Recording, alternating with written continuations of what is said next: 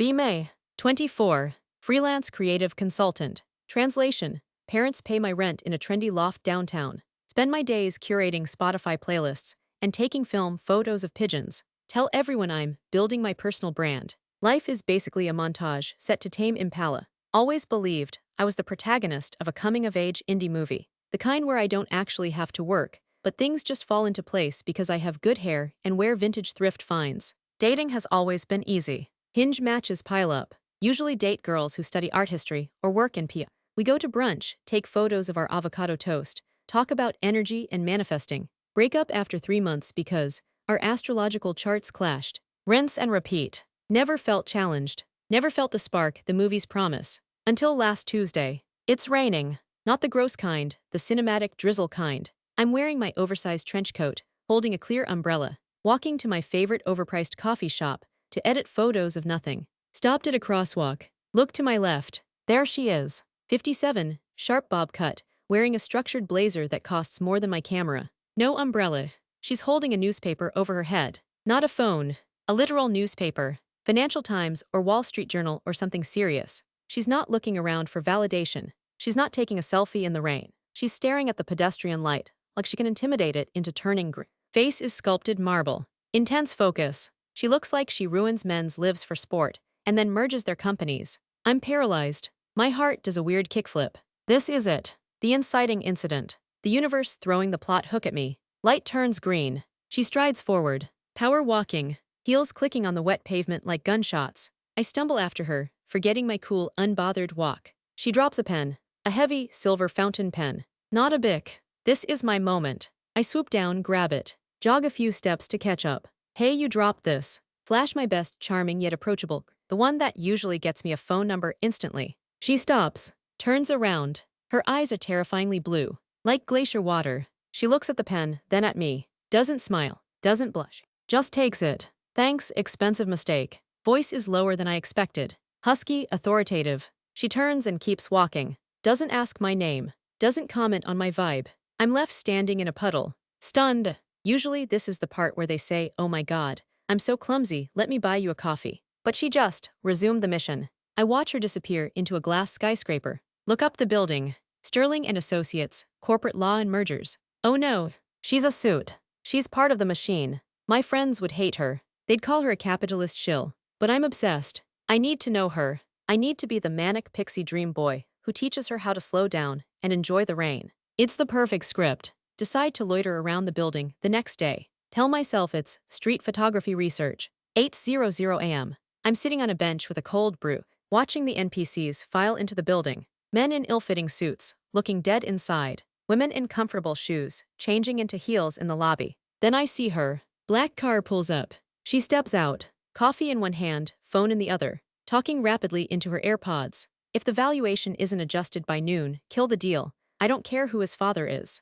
She slams the car door. My god. She's terrifying. I'm in love. I need a strategy. Can't just walk up to a corporate killer and ask her what her favorite obscure band is. Need to infiltrate her ecosystem. I start going to the cafe inside her building lobby. It's sterile, expensive, smells like anxiety and dry cleaning. Not my usual aesthetic, but I commit to the bit. Bring my laptop, open Adobe Lightroom, pretend to be working on campaigns. 3 days pass. Nothing. She breezes past the cafe, never stopping. She probably drinks black coffee made from the tears of interns upstairs. Day 4, 2:00 p.m. She walks in, looks exhausted, hair slightly less perfect. Rubbing her temples, she orders a double espresso. While she's waiting, she leans against the counter, eyes closed. This is it. I walk up behind her. Tough day at the office. Cringe line, I know, but I deliver it with maximum vocal fry and relaxed posture. She opens one eye. Recognizes me, maybe. You have no idea, she sighs. I'm the pen guy, I add, pointing at myself.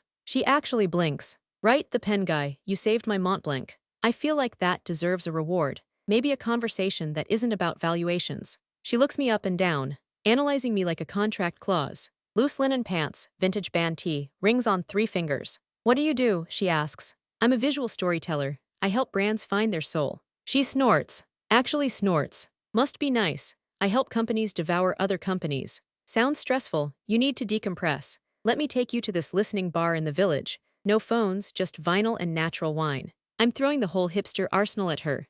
She checks her watch, calculations running behind her eyes. I have a 45-minute window before a conference call with Tokyo. I can do a quick drink, but not in the village. There's a bar around the corner. I'll take it. We go to the bar. It's dark leather seats, old money vibe. She orders a scotch, neat. I order a craft IPA. She raises an eyebrow. We sit. So, she says, tell me about finding souls. I launch into my usual spiel. How the modern world is too fast. How we need to appreciate the texture of life. How I spent a month in Berlin just absorbing the gray. Usually, girls eat this up. They nod and say, wow, that's so deep. She's just watching me, sipping her scotch. So you're unemployed, she says. Not meanly, just a statement of fact. I choke on my IPA. No, I'm freelance. I choose my projects carefully. Who pays for the Berlin trip?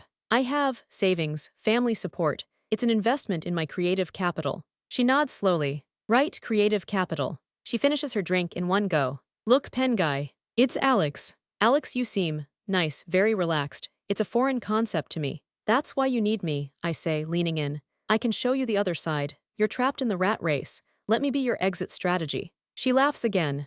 A dry, humorless sound. I like the rat race, Alex. I'm winning the race. That's the point. Her phone buzzes. She checks it. Face hardens instantly. The softness is gone. Tokyo is early. I have to go. She stands up, drops a 50 on the table. Drinks on me, thanks for the texture. She leaves. I'm left with a paid-for beer and a bruised ego. But also, even more determined. She's playing hard to get. She's the ice queen waiting to be melted. I go home and tell the group chat. Met the one, she's a high-powered lawyer. Total boss. She's obsessed with me but fighting it. Friends hype me up. She needs your energy, bro. Opposites attract. Manifest it. I spend the next week crafting the perfect text. I managed to get her number before she left. No. Wait. I realized I didn't get her number. Panicked. But I know where she works. I know her coffee schedule now. I start stage managing, accidental run-ins. Wait by the elevators at 8:15 a.m.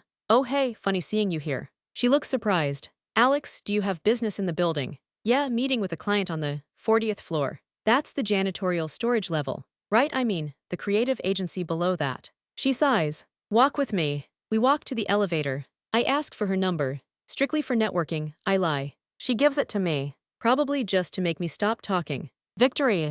I start texting her. Not normal texts. Aesthetic photos of shadows. Links to obscure articles about urban planning. Thinking of you messages at 11 a.m. on it. She replies hours later. Usually one word. Cool. Busy. Nice lighting. I interpret this as her playing it cool. She's busy, she's important. But she's replying. That means she's interested. 2 weeks later. I convince her to do dinner. Saturday night. I pick a place that doesn't take reservations. It adds to the spontaneity, I tell her. We wait in line for 45 minutes. She's checking emails the whole time. I'm trying to point out the architecture of the fire, escape across the street. Look at the juxtaposition of rust and brick, I say. I'm looking at a breach of contract notification, she mutters. We finally get seated. It's loud. Tiny tables. She looks out of place in her sleek black dress, amidst the thrift store crowd. I order natural wine that tastes like barnyard vinegar. She takes a sip, grimaces. Is this supposed to taste like expired grape juice? It's unfiltered, it's raw like life. She puts the glass down. Alex, why are we here? To connect, to explore. No, I mean, what is this, you and me? I think we have something, a balance. You're the order, I'm the chaos. She looks tired. Not the cute, sleepy tired. The bone-deep exhaustion of someone carrying real weight. You're not chaos, Alex, you're a vacation. I smile. Exactly, everyone needs a vacation. Vacations end. Real life is what happens when you get back. It doesn't have to be, quit the job, come to Cholum with me next month. I have a friend opening an eco-hostel, we can just be. Silence. She stares at me like I just suggested we eat the table. Quit my job, I'm on track for partner. I've worked 80-hour weeks for 6 years. But are you happy? The ultimate trap card question. Define happy. Am I fulfilled? Yes. Am I effective? Yes. Do I want to live in a hut in Cholum and braid hemp? Absolutely not. You're just conditioned by society to value productivity over experience. She laughs. It's not a nice laugh. And you're conditioned by your trust fund to think productivity is a choice. Out. The vibe shifts. That's not fair. I work on my art. Alex, you've taken 3 photos of your fork since we sat down. That's not work. That's a hobby. I feel my face getting hot. You don't get it. You're too rigid. Maybe. Or maybe I just know the value of $1 because I actually earn mine. Dinner arrives. We eat in silence. I try to salvage it. Look, I'm sorry. I just see how stressed you are. I want to help. She softens slightly. I know you mean well. You're sweet. But you live in a fantasy. I live in Manhattan. We can bridge the gap. I don't have time to build bridges. I have a merger closing on Monday. We finish. I reach for the check. Card gets declined. Forgot I bought that vintage Leica lens yesterday. Dad hasn't transferred the allowance yet. Panic sets in. Bank error, 1 sec. She watches me struggle. Sighs. Pulls out a heavy metal card. Black Amex. Throws it on the tray. I'll get it, put it as a business expense. Consulting. Humiliation complete. We walk out. Let me walk you home at least, I mumble. I'm taking an Uber. I have to go back to the office. It's 10 p.m. on a Saturday. Welcome to the big leagues. Car pulls up. She opens the door. Turns to me. Alex, you're a fun distraction, but I don't need a distraction right now. I need a peer. I can be serious. No, you can't, and that's fine. Go find a girl who wants to go to Chalum. I have to go review a 400-page document. She gets in. Car drives away. I stand on the sidewalk. Rain starts falling again. Perfect pathetic fallacy. I should feel devastated. I should feel like the tragic hero. But mostly I just feel small. Check my phone. Group chat is blowing up.